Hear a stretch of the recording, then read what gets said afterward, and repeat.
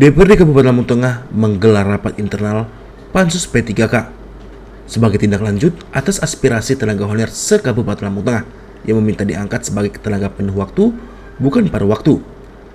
Ketua Pansus P3K fraksi Golkar DPRD Lampung Tengah, M. Isa Ansori mengatakan bahwa pihaknya bersama anggota DPRD Lampung Tengah lainnya telah membentuk Pansus P3K untuk menindaklanjuti aspirasi tersebut.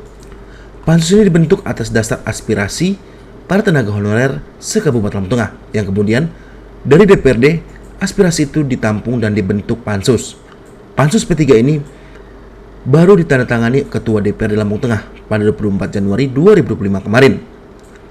Masih kata M. Isa Ansori, rapat Pansus P3K hari ini baru membahas tindak lanjut di mana dalam rapat internal bersama rekan anggota fraksi dan komisi DPRD Kabupaten Lampung Tengah akan mencatatkan pemanggilan kepada Badan Kepegawaian dan Pengembangan Sumber Daya Manusia atau BKPSDM. Ini kan secara bertahap kita panggil masing-masing OPD.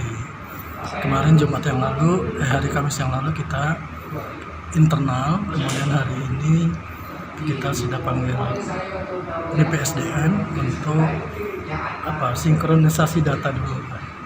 Dari pemanggilan ini sudah jelas bahwa memang simpang siur di luar masalah data itu hari ini sudah clear bahwa data yang dari BPSDM itu kurang lebih sekitar 3.600 sekian.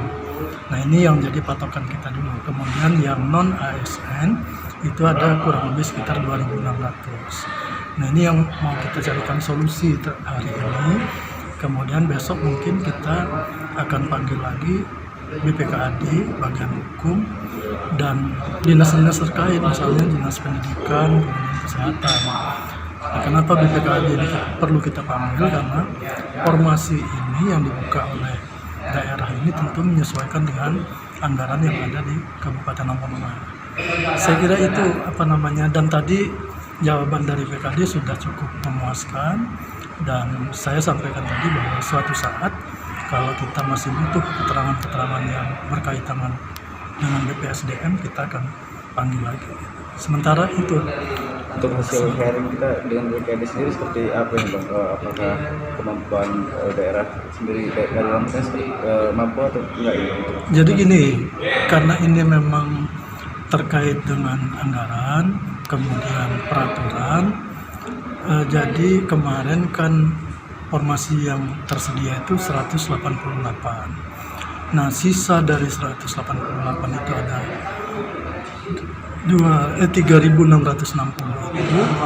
itu yang masih akan dibahas, diupayakan untuk sementara waktu jadi tenaga honorer paruh waktu dulu, P3K paruh waktu, sambil menunggu clear yang 188 ini, kemudian akan membuka formasi lagi seperti itu kalau di tahun 2025 tapi selesai dulu dengan yang kemarin sudah ikut tes itu 2025. Perkiraan tadi informasi dari BKD mungkin kisaran